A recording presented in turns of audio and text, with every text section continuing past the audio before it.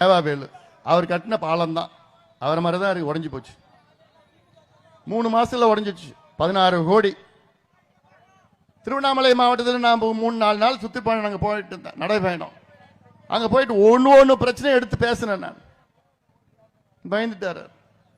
என்னை பத்தி மீட்டிங் மேடையை போட்டு பேசிட்டு இருக்கிறார். என்ன பேசுறாரு தெரியுமா?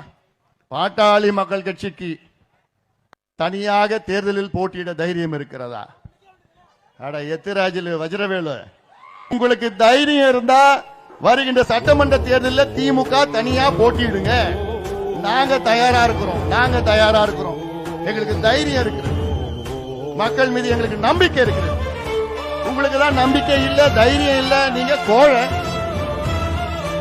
ஒன்னே ஒண்ணு நம்பி இருக்கிறீங்க. நீங்க என்ன? நீங்க கொள்ளடிச்ச பணத்தை மட்டும்தான் நம்பி இருக்கிறீங்க. நாங்க என் கோடிக்கணக்கான தம்பிகள், என் கோடிக்கணக்கான தங்கைகளை நான் நம்பி இருக்கிறேன்.